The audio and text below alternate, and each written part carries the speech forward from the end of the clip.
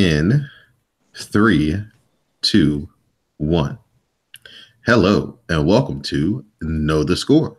I'm your host, Don Delarente, and I'm joined by my co-host, the Libra icon, Dwayne. What's going on, bud? Not much. It's been a fun weekend, and let's get into it. All right. Know the Score is brought to you by CSPN. You can find us at www.cspn.us.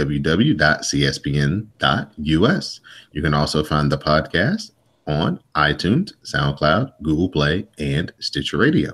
You can also follow the show Twitter account at KTS Pod. You can follow Dwayne on Twitter at the Libra Icon. And you can follow me on Twitter at Don Delarente. So this past weekend, we had the Sweet 16. The NCAA tournament resumed on Thursday night.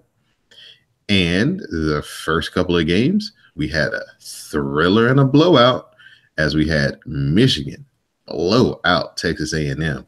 I don't think Texas A&M had 40 points with like 16 minutes to go in the second half. It was just a massacre. Michigan hit like 18 threes. It was quite the display. And the darling of the tournament, Loyola Chicago, beat the cardiac kids of the tournament, Nevada, in a thriller and another last-second victory for the Ramblers. They keep marching on. Florida State, they got past Gonzaga. Kansas State, they upset Kentucky. A lot of people thought, including me, that maybe Kentucky was playing their best ball and things had opened up in their bracket for them to make a run. But no, Kansas State shuts them down and they advanced. Villanova, by way of a big second half run, proved my co-host Dwayne right, and West Virginia folded underneath the lights as Villanova moved on to the Elite Eight. Kansas had an impressive victory over Clemson. This looked like a scrimmage with referees and fans in the crowd. They were up by 30 early in the second half in that one. Duke, they took down fellow foe Syracuse in the battle of the 2-3 zones. And Texas Tech, they quietly advanced as they defeated Purdue, who was again without their big man, Isaac Haas. So then we moved into our Elite Eight matchups.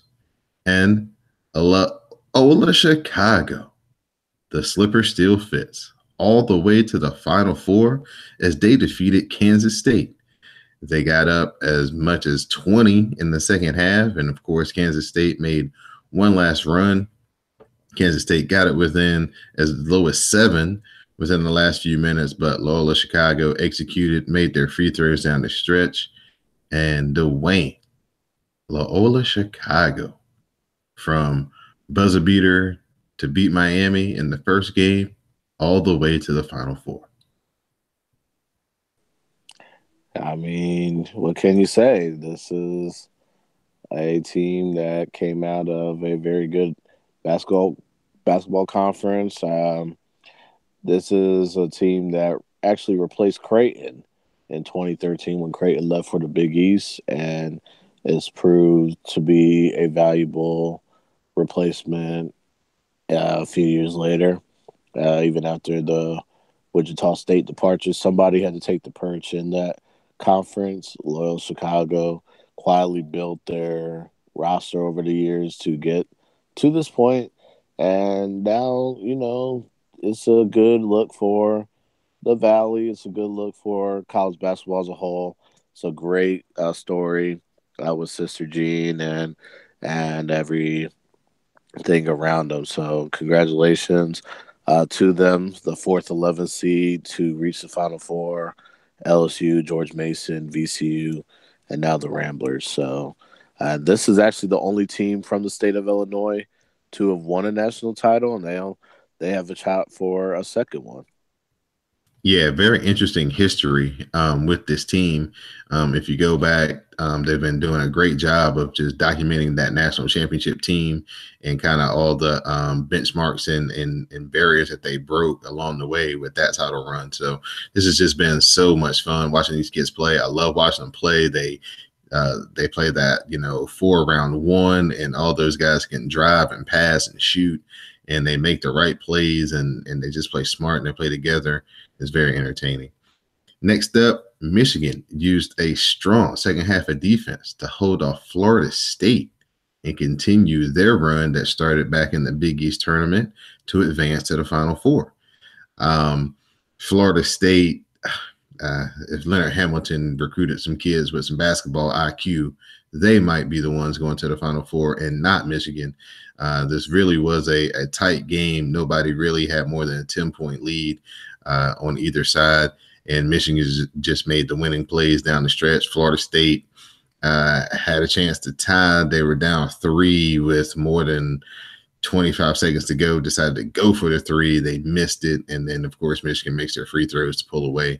So your thoughts on Michigan? They've been the hottest team in college basketball. That run they went on in the Big Ten tournament, they took a week off while everybody else, played their conference tournaments. I had a, question, would they have rust or rest? And clearly it's been rest as they have advanced to the Final Four. Yeah, but them nuts like Loyola Chicago had a week off, and it was clearly rest instead of rust. And John Beilein has done a great job with this program since he's taken over. He's become the winningest coach in Michigan basketball history, as well as getting them to the national title game in 2013. So it looks like this will be of course, it's the first game of the Final Four doubleheader. And it's going to be very interesting to see these two teams go at it. They both have had a combination of skill and a little bit of luck on their side as well.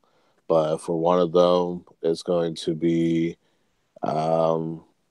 lights out. And I expect a great game between them. Michigan has been very, very streaky. They've shot the ball very well.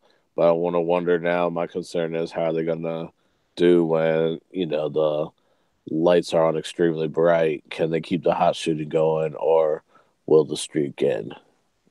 Yeah, both teams are going to be playing a very similar style, as they're both going to be playing 4-round-1, shooting a lot of threes, doing a lot of driving and kicking. So, Loyola Chicago matches up very well with Michigan. It's not going to be anything that it's going to overwhelm them.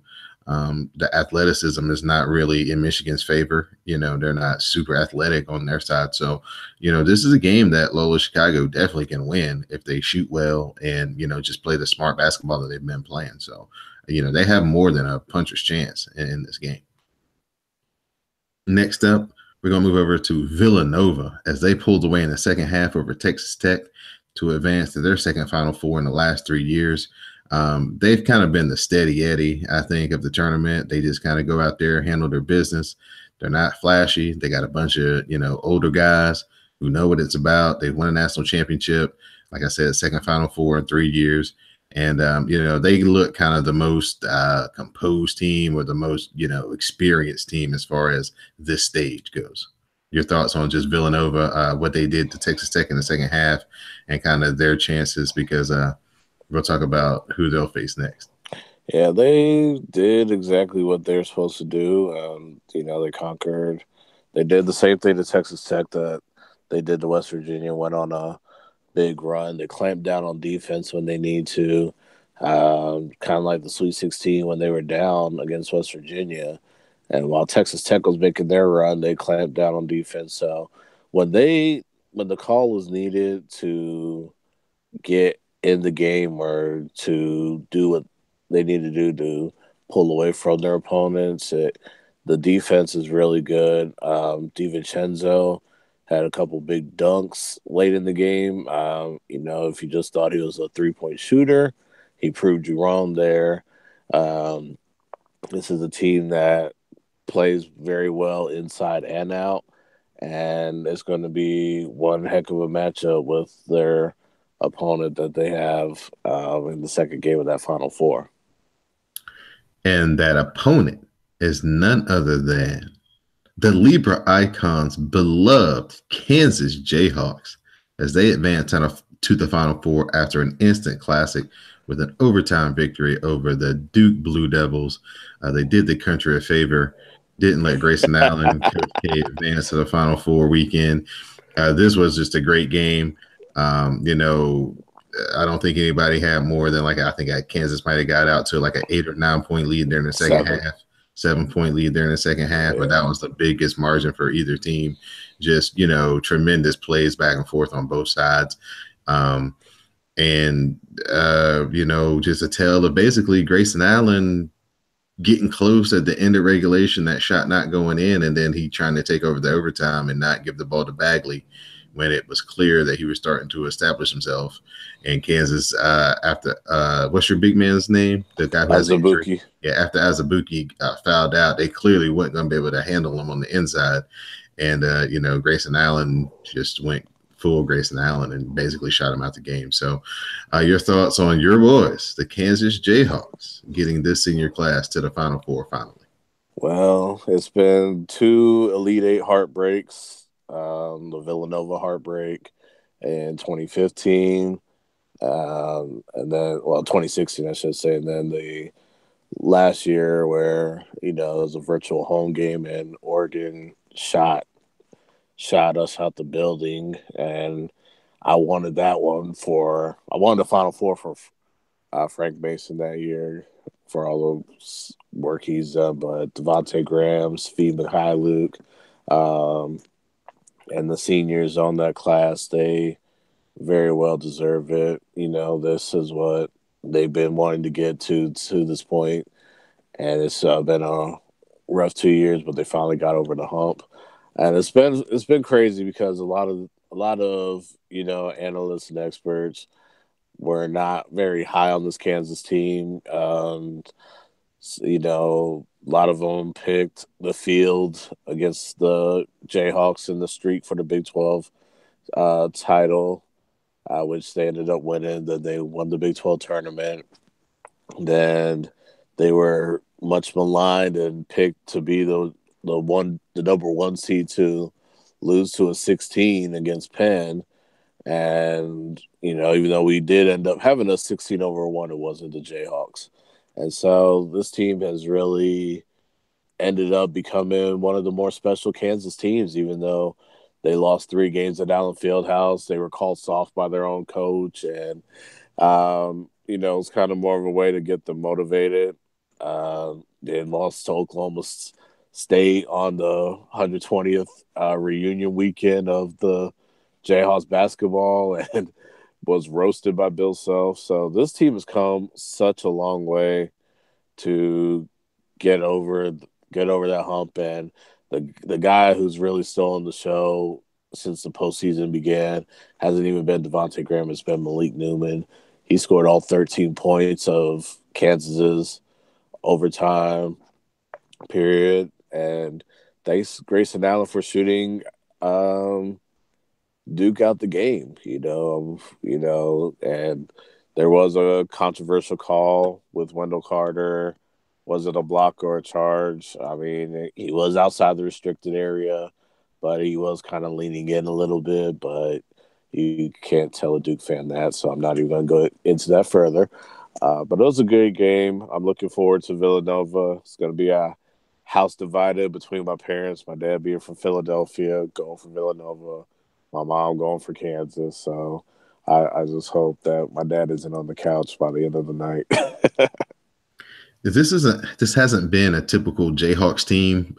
Bill Self, like Roy Williams, likes to have 2 traditional big guys, a center and a power forward, and a good sized small forward as well. So you have that, back court, that front court it's got some trees back there, and he's had to kind of go to a 4-round-1 offense this year too. And I just think it took him a while to adjust to that because he's one of the best high-low coaches in the country when it comes to running that type of offense. But he had to do something completely different this year, and I just think it was the guys getting used to their roles and figuring out how to play that style of offense wasn't, I'm sure, what they practiced in the training camp all summer leading up to the season. All right. And not only that, it was also and you got to give LaGerald Vick a lot of credit because he's really had to play the role of that 4 in that high-low offense. So if you remember the overtime period where Newman hit that 3 in the corner, it was LaGerald Vick who came right in the middle where that 4 guy would be normally, and he put that skip pass out to Newman, who drill the three Your and your put coach Kansas up for your good. your coach makes me mad because that play was there like all day. All you had to do was just like run the same play and just call mirror, so it just goes from a different side every time. Right. And you guys could have blew Duke out when you guys had that 7 point lead, but then all of a sudden he started doing something different. I don't know, trying to get that back door. And they did that like Yeah. 3 times, and like twice it went out of bounds, and once you guys got an offensive foul, and it let Duke come back, and they got back in the game. And it was like, why are you doing that? Yeah, that's usually what they also like to do. I mean, because a lot of teams are expecting them to shoot the ball. So they do. So Graham will drive, Newman will drive. They're either looking to drive and kick or drive and lob to the big man, either D'Souza, Lightfoot, or Azubuike. And it's really been more either Azubuike or D'Souza that's been the guys doing the lob. So it's one of those things where they could have continued to just run that high low and keep running the shoot playing inside out. That's what I'm trying to say. They could have Mm-hmm. continued to play inside out Flash the man through to the that free high throw low. line and pass Yeah, out. exactly. But I think they also wanted to keep the defense honest as well. And they do that a lot. They will keep the defense honest because teams are expecting this team to shoot a lot.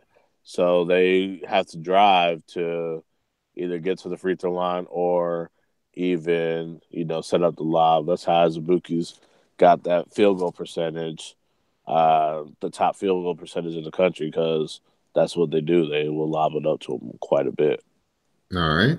So the matchups this weekend will be Loyola Chicago versus Michigan in the first game, and then Villanova takes on Kansas in the second game. So in our too early to call it predictions, Dwayne, who you got? I'm going to say the clock will strike midnight on Loyola Chicago, and I think Michigan will get them. Not really high on Michigan basketball, but I think that Michigan will get the upset win and go on to the national championship.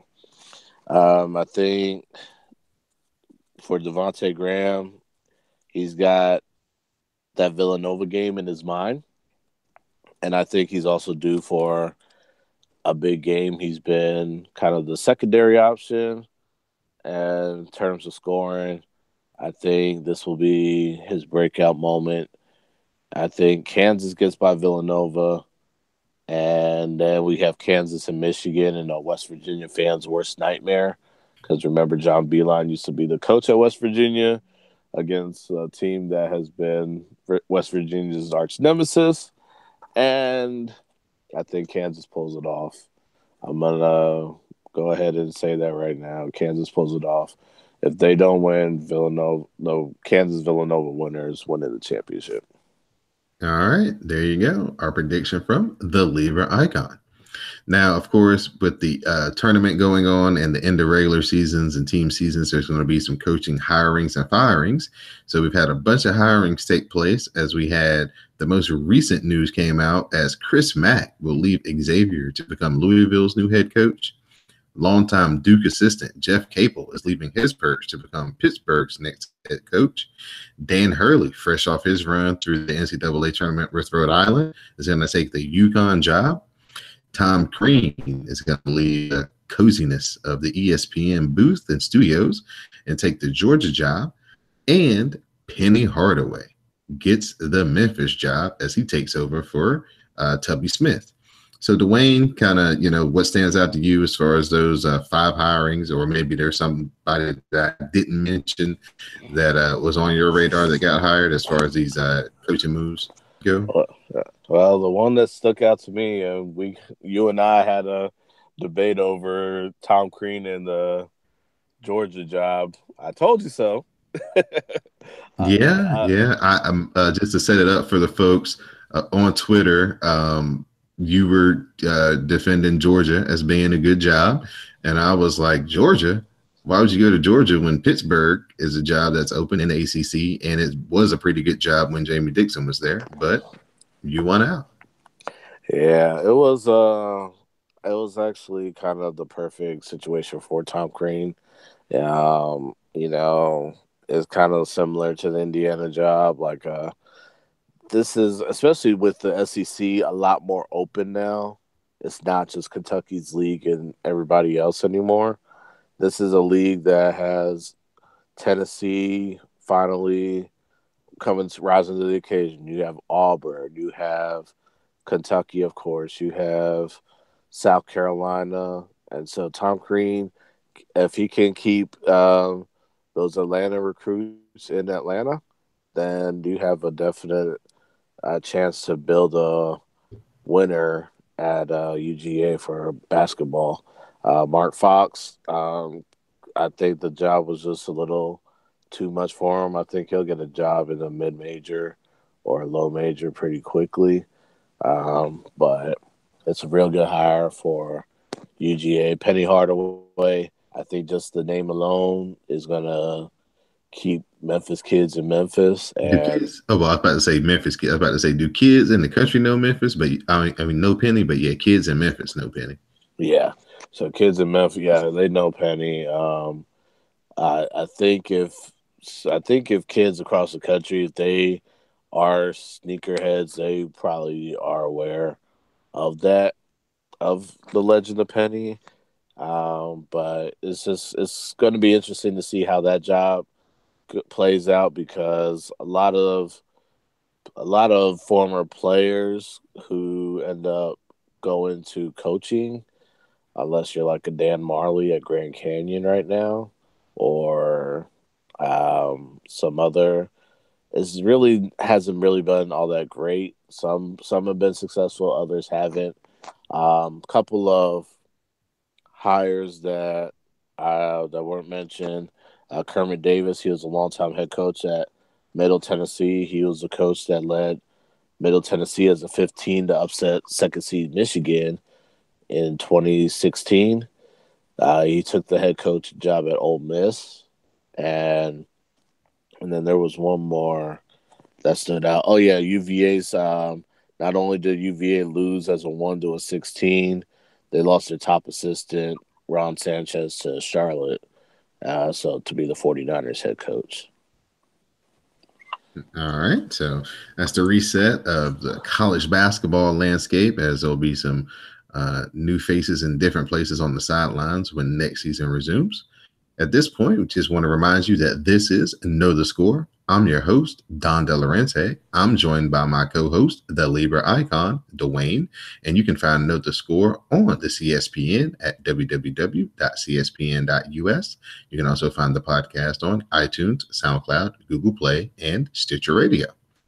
So, Dwayne, we're going to shift into a little bit of NBA action as Steph Curry returned to the court from his ankle injury. He was out about 2.5 weeks, and he was cooking. The chef was in rare form. He had 29 points about midway through the third quarter, and then disaster struck as he got bumped into, very similar to Kevin Durant's injury last year, and he has a grade 2 MCL sprain, and he will be evaluated in 3 weeks and likely to miss 4 to 6 weeks. So, as we documented last week on the show, the injury bug has hit the Warriors hard, and we were kind of wondering, was this kind of like a blessing in disguise because everybody would be rested? But I don't think that's a blessing anymore because, Curry looks like he's going to miss the first round for sure, and they're definitely not going to have him do what he did a couple of years ago where he's about 75% and going to try to just tough it out to the playoffs. They're going to make sure that he's 100% to go through the long haul of the playoffs. So how does this injury assess your outlook for the Warriors when it comes to the long-term playoff run, man? Well, it's going to depend on who they play in the first round. I wouldn't want to see a team like the San Antonio Spurs who can, if they somehow fall to the 7th seed, this would be a possible upset special. Curry is a difference maker, and it's really bad because you want the best teams with the best players at the best time of the year, and now you got the injury bug. The injuries are part of the game, and it's just a unfortunate situation for Golden State. I just hope that everybody else can get healed up in time, and so when the first round comes about, whoever the opponent is, we should see a more even matchup. So like teams like the Spurs or even the Thunder, if they fall to that seventh seed, those would be two of the teams I would not want Golden State to see in the first round. All right. Yeah, it just seems like if they can get the other guys back, Clay, KD, Durant, or excuse me, Draymond, with the stretch that their bench and their other players have been playing these very critical minutes, they can probably survive that first round. They may go to 6 games when they might have just swept if they had their whole team, healthy. But the quicker they can dispatch of these teams, the better it'll be because it'll give Steph some more rest. And the way the playoff schedule is set up, that first round is going to take like 10 days anyway. So he's probably going to get 3 or 4 extra days in that first round that you don't get in the second and in the conference finals and the finals, as far as how the games are stretched out to play. Yeah, because of the way the NBA stretched the schedule this season. So the first round is going to be quite a marathon. Yeah, so he's going to get some built-in extra rest, some extra days in there just based off the schedule. So if they handle the business in the first round and he recovers well, he should be all good to go. At least that's what they're hoping for the second round matchup. There was also another knee injury and a surgery that took place, but this time it took place in Boston as Kyrie Irving underwent surgery on his knee, and he's expected to miss 3 to 6 weeks. So again, trying to get a guy healthy right here before the playoffs. Apparently, this has been kind of a lingering thing that's been going on since the All-Star break, and they finally decided just to shut him down. And let's make we're going to make a run. Let's have you be as healthy as possible. So Boston is basically conceding to be second in the East, maybe third, with the way that the Cavs look like they're starting to, get it back going again. What does this absence do for the Celtics? They've kind of been dealing with injuries all season, but this is their biggest gun, getting taken out of the lineup for a significant time. And it sucks as a C's fan, but Terry Rozier has been playing very, very well in Kyrie's absence. He's really shown why he was worth the first round pick. He had 33 the other night. I think it was against Phoenix. And so he's been playing very well. You got Al Horford back. You got Marcus Morris, who's missed the last few games, but he had some pretty lights out performances. Jason Tatum, who's really been solid this season as a rookie. Jaylen Brown's back from going through the concussion protocol. I think as long as if Rozier can continue playing the way he has been playing, I think it will steady the ship until Kyrie does come back. And then you also have to factor in when Marcus Smart returns from injury as well. And that will be another factor in ensuring the sustainability of Boston. All right. As I mentioned before, the Cleveland Cavs have kind of looked like they're trying to find their mojo again. And LeBron James has been playing outstanding basketball this month as he set an NBA record with 17 assists with 0 turnovers in their showdown win versus the Raptors. Just phenomenal. The Raptors did the cardinal sin, though, at the end of the game. They're trying to, get one last shot at it. They're down, I think, 1. Cleveland's got the ball. LeBron's got it at the top of the key, just shot a 3 and missed, gave him a chance to get within 1. And then he comes back down. You know he's going to drive it, and they don't trap him, and they let him get below the free throw line. And of course, he makes the smart play over to Kevin Love for 3, and that was the icer, and that was the 17th assist without the turnover. So just talk about LeBron. Just right now, looks like Cleveland's kind of getting some guys healthy. Kevin Love came back. Nance is back. And it looks like they're kind of reshuffling their roles again. And it looks like they're starting to find a little something that they had before the guy started getting hurt. Yep, and any single time you have a team that has LeBron James on it, you can never count them out. And especially a team now that's getting healthier.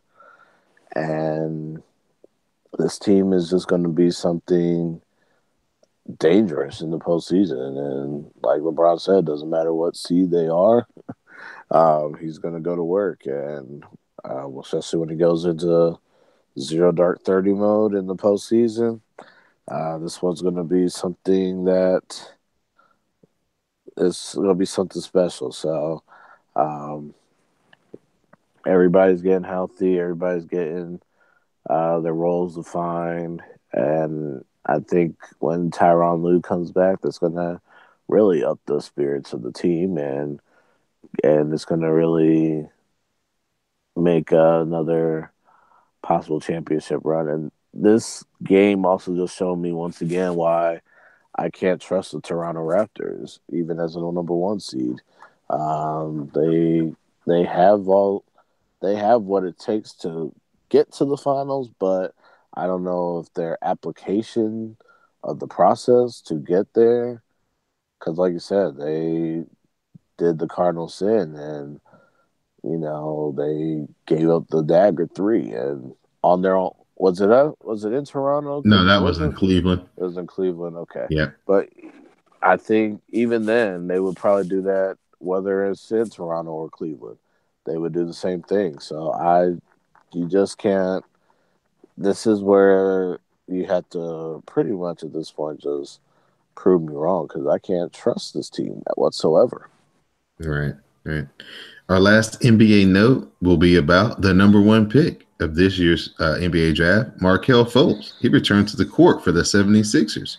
This has been a guy who's been through a lot of trials and tribulations in his rookie year. He got injured. And then, a lot of people are speculating how he got injured. Was it because the Sixers changed his shot, or is it because of something else? And then, of course, the drama that has gone into him changing his shot, working on his jumper. But he returned to the court and he got some action in. So talk about how this helps the Sixers, as it looks like they're going to be qualified for the playoffs this year.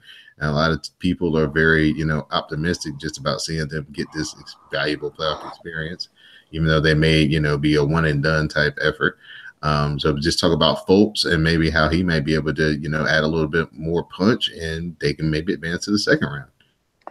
Well, it's going to likely be a matchup with the Celtics, and if they don't have Kyrie Irving in the first round, they have a increased chance of going to the second round. But I think this is a young team who's going to get a lot of good experience, who's got the veteran presence in JJ Redick. They got guys that can shoot. And for Markelle Fultz, this was something he needed to get on. He needed to get on the court. He needed to play basketball, play his game, and being able to do that at home with all the crowd in the arena, showing this team plenty of love, showing him plenty of love. That even when things were looking bleak and people ready to write him off, he just showed why he was worth a top pick, and it's going to be a very interesting run.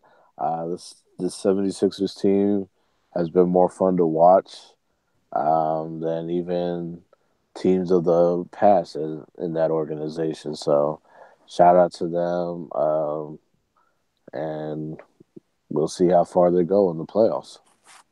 All right. Yep. I'll be looking very interested in seeing how folks kind of blends in and kind of, what his range is and how much confidence he has and how aggressive he is as far as looking for his jumper.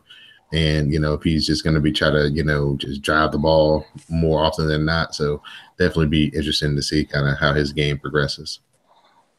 Indeed. Each and every week, we want you guys to support our sponsors here at CSPN.us.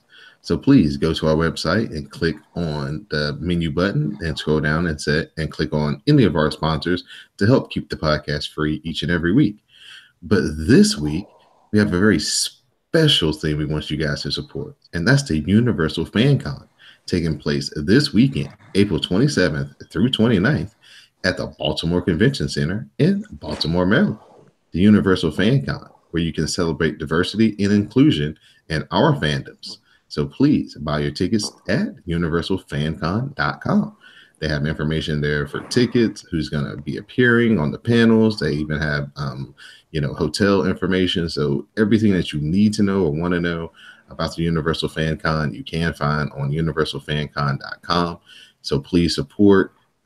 This is what the founder, the curator of Know the Score, Miss Beauty Jackson, has been working so hard on for about the last 2 years. It's finally about to be here this weekend in Baltimore. So please support. It's going to be a lot of people, podcasts, comedians, a lot of your favorite people that you follow on Twitter are going to be at this Universal Fan Con this weekend in Baltimore. So please support. And, the price of the ticket is worth going to find Mel and getting a hug from her because, as she will admit, she's a great hugger. So, yes, she is. So, again, that's universalfancon.com for all your information. What is it again? When? Yeah. It's this weekend, April 27th through the 29th. You mean next? Or is that next weekend? No. Oh, next month. Excuse me. Next month. Next month, because this is March. Next month. So please, got a month to get your stuff together. So please check it out. All right. Perfect. I can do that. All right. So now we're going to move into a little bit of NFL news. The headlines of the NFL this week were the Giants traded Jason Pierre-Paul to the Buccaneers, fueling rumors that they might select Bradley Chubb at number 2. The Giants and Odell Beckham appear headed for a training camp holdout or possible trade if sides can't agree on a new contract. Speaking of a new contract, Ndamukong Suh signs a 1-year, $14 million deal with the LA Rams. And the Browns are reportedly choosing between Sam Darnold and Josh Allen for the number 1 pick. So we'll start with the Giants, as they've got 2 out of the 4 topics here in the NFL this week. First, Jason Pierre-Paul trades the Bucks. Longtime Giant, 2-time Super Bowl champ. Basically, he's been the epitome of the Giants' defense the last decade or so, taking over from Michael Strahan, being the leader of that defensive line. He's going down to sunny Florida to join Tampa Bay. So I know you don't like to see that. So one more guy who can get after Cam Newton. So talk about how that impacts the NFC South with Jason Pierre-Paul going down there to Tampa. I mean, it improves the Buccaneers' defensive line. It's not just going to be a problem for the Panthers, but also for the Falcons and the Saints as well. So Matt Ryan, Drew Brees are in that equation as well. He still is pretty quick. He still has a lot of good moves. He's going to have a nice little partner in crime in Gerald McCoy. But as high as I was on the Tampa Bay last year, I don't want to look like a fool again. So we'll just have to wait and see how this gels for the Buccaneers as a whole. Yeah, they are definitely buyer beware after last year. I was right there with you. I was expecting a lot of fireworks from their offense, and their defense is definitely coming along, but they definitely were a big disappointment. Now let's move on to the Odell Beckham Jr. talk. As basically he came out this week and said he ain't touching one blade of grass without a new contract. And of course, that gets the Giants front office to say, okay, well, if you're going to play hardball, we're going to play hardball. So, the phones are ringing and he's available. So there have been teams reportedly offering first round picks. The Giants, of course, would want a first round pick or multiple first round picks to relinquish the services of Odell Beckham Jr. So how do you see this ending? Is it just our classic NFL, he's going to get to the last 2 weeks of training camp, they're going to work something out, and he's going to show up on the field? Or could he end up on a different team?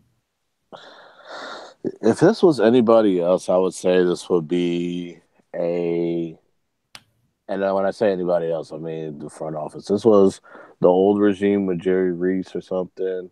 Either A, they'll get something done right before training camp, or B, a deal had already been done.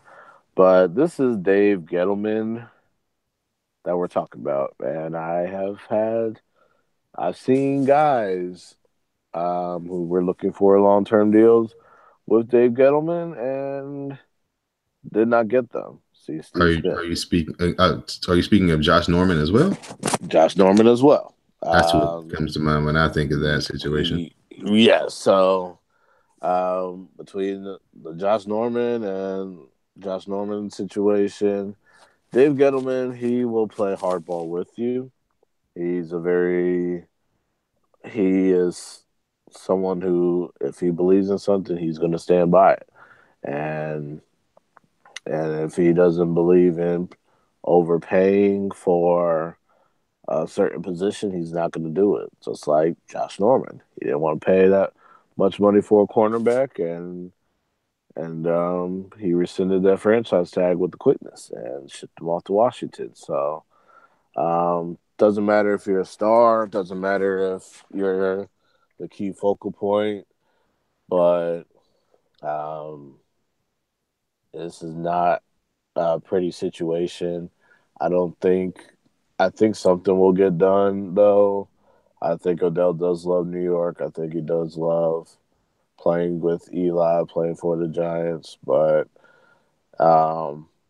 certain people can ruin experiences real quick. So we just need to see how this plays out. If he does get traded, it would not surprise me one bit. And it would probably surprise me more if he does work something out versus being traded. I just think especially if he's coming out and saying that he's not going to set foot on the field without an extension, that's not going to bode well towards Gettleman at all. All right. Now, a team that has been very active in trades and free agency has been the Rams. I don't know I guess they do have a luxury type of system in the NFL, but they've got to be over the cap somehow, some way, with all the wheeling and dealing that they've done. And I mean, $14 million for Ndamukong Suh for 1 year. Holy smokes. Yeah, that they're really trying to get a lot of and trying to prove themselves. I think with this added LA money, or being in the second largest media market, they can do a little bit more in terms of being at or near the cap, or possibly over. It's just one of those things where they're really just kind of buying their time as they get ready to open up their new stadium in LA for in a couple of years. I think they're going to probably start getting seats and everything sold. So they're trying to get that money in pretty quickly, and now you got a pretty formidable duo with Suh and Aaron Donald, and you got Marcus Peters at the corner. It's going to be very, very stout defense under Wade Phillips, and with Jared Goff improving.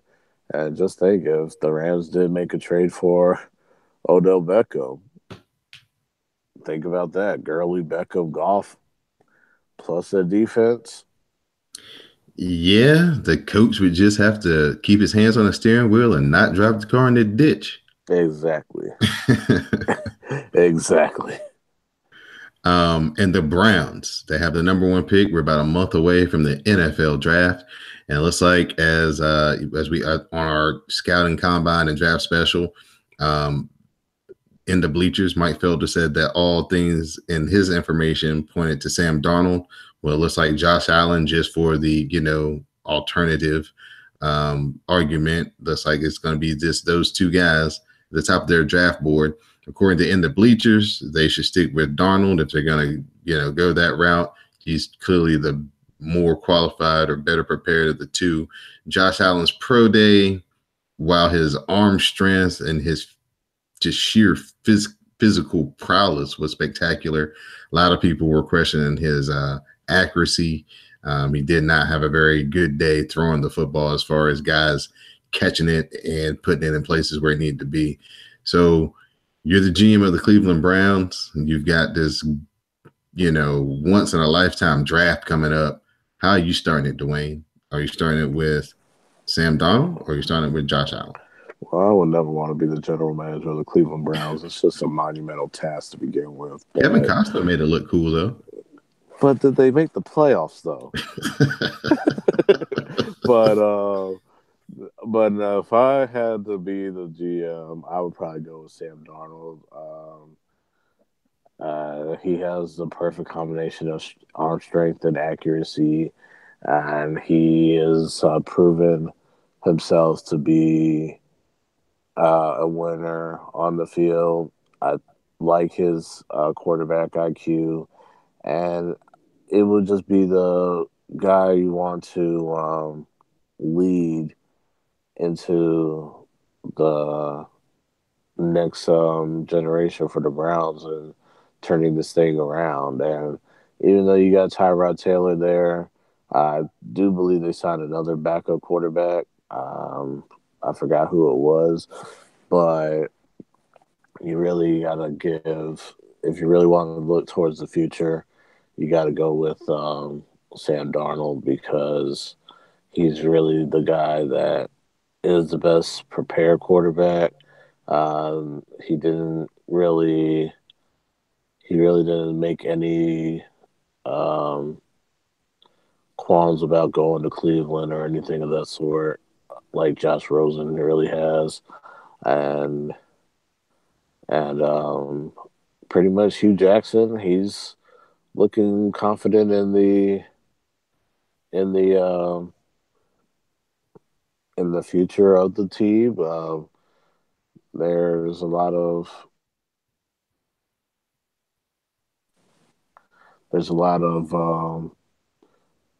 potential there, more potential in Darnold. And, if I draft Josh Rosen, I could see a Ryan Leaf situation. So let's avoid that if we can. The thing I think that Sam Darnold might have going for him is that Hugh Jackson is a USC guy. So, they got that connection. And Sam Darnold had to have his pro day in the rain. It actually rained in Southern California, and they did not postpone it, which a lot of people thought they would. And he went on with the pro day in the rain, and he was really impressive. And so I think if you're kind of, if you're looking at the guy who's got the better accuracy, the better, as far as pro style offense readiness, and you see that he's a good thrower of the ball in weather. If you're Cleveland, I think that kind of was the thing that probably put it over the top for Sam Darnold. So I would expect to see him have his name called first.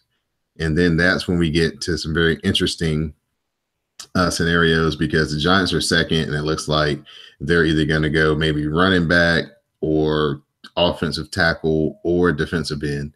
And then we get to the Jets. And they've put themselves in the third spot, and they're going to have a smorgasbord of guys to choose from between Lamar Jackson, Allen, Rosen. What do you think you would do if you were the Jets? You missed a name there, Mayfield. Oh, Baker Mayfield. Excuse me. Yeah. I would think Broadway Baker kind of sounds like a possibility. You do bring in Teddy Bridgewater for a year. You got Josh McCown for another year. And so, you might be looking to make a splash at quarterback.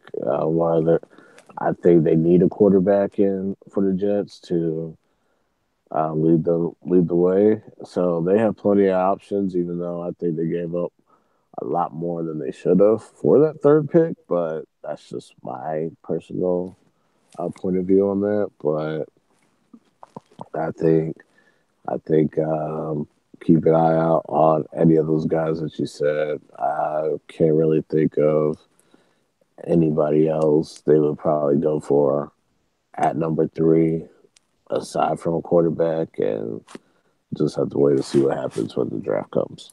And see, this is where where it gets interesting when it comes to my team, because once you get past three, when you go from like three to where the Redskins are at like 13, there's only like one team that really needs a quarterback in there. So there's going to be like three of these guys available at 13 when we come up to pick. I don't know. It's like it's going to be too tempting to probably pass it up. And do you really want a quarterback of the future, or are you going to really be comfortable with 4 years of Alex Smith? So it's one of those dilemmas that you do face, and I would not envy the front office of the Redskins right now. Yeah, it's one of these things where, a couple of years ago, they made it easy for us because all these teams in front of us need a quarterback, so they snatched everybody up. So we just kind of had to pick Jonathan Allen, which was the best thing for our team that we needed the most. But this year, like I said, the Browns and then the Jets are really the only teams in between there who aren't set at some kind of way at quarterback, who just didn't acquire a quarterback or, re-sign their quarterback that they had. So, Josh Rosen may be there at 13 or Baker Mayfield may be there at 13. And then that's going to be, can the front office decide if the kid that I want, the defensive tackle from Washington, who could like help you this year make the playoffs, if that's more valuable to them than having a kid in house that can help you in, the next 12 years make the playoffs. So, right. And I would probably, if it just depends on the mindset. Do they want a playoff berth, or do they want long term success, even like shoring up the defensive line? Because if you get that defensive tackle from Washington, that shores up a lot of, you know, running, that shores up the defensive run game, which has been an Achilles heel for you guys. right. So yeah, that's going to be it's going to be a very interesting draft this year. Just because there's so many linebackers this year, or like every year there's like a big quantity group of guys who are coming out. And this year it's a linebacker. So you might see a lot of linebackers picked in those later picks before the Redskins picked that, 10, 11, 12, 9 might be like the run on linebackers in, and then it'll really get interesting. When the Skins get ready to pick at 13. So I'm looking forward. I'm looking forward to just the way this draft. Every year the draft kind of shapes up in its own ways. Somebody does something different, or somebody picks somebody. And then it starts to run. So I'm waiting to see kind of how this year's draft works out and how it's going to shape up. So yeah. At this point, Dwayne, I'm going to open it up to you for your final thoughts. If there was a topic that we didn't cover that you want to touch on, or just give some shout outs and thank yous. Yeah, shout outs to everybody that's listening. Shout out to CSPN. I also like the Bad and Boozy podcast Wine Madness bracket. That was a nice little play on, so pretty dope there. I also want to shout out the San Jose Sharks. 8 straight wins right now, probably one of the hottest teams in the NHL. Peaking at the right time, and they still haven't got their longtime veteran back yet, John Thornton. Kind of starting to feel a little confident about the Sharks, even though they still trail Vegas by 6 points in the standings. They still have an outside chance for the Pacific Division title. or a meeting with the longtime hated rival LA Kings. So I'm hoping my hockey team will continue to perform well and take it into the postseason and try to do some damage in the Stanley Cup playoffs. All right. I'd like to just thank my co-host, the Libra icon, Dwayne, for joining me this week. I'd like to thank everybody here at CSPN.us, all the podcasters creating the content, putting in the work. I'd like to thank the chairman for doing all the editing he's going to have to do after we finish the show. And my final thought would just be prayers and thoughts to the family of Zeke Upshaw. He was a young man who collapsed during a G League game this week, and he passed away. Just, very sad. Guy just out there pursuing his dream, trying to be an NBA player, living his dream, getting paid to play basketball, hoping to, make it to the, biggest league in the world, and, to have his life cut short in such a, tragic manner, just, very heartfelt. Prayers out to his family and friends. I grew up in the era, as well as you, Dwayne, of Glenn Bias and Hank Gathers. Yeah, so, we don't have really good experiences when it comes to hearing of somebody collapsing on the court at all. And so, when I heard that, it's just like, oh man, I hope it doesn't end the way that, the previous times have. But unfortunately, it did not go well for Zeke Upshaw. So just, just thoughts and prayers to his family and friends, and it's just such a tragedy, man.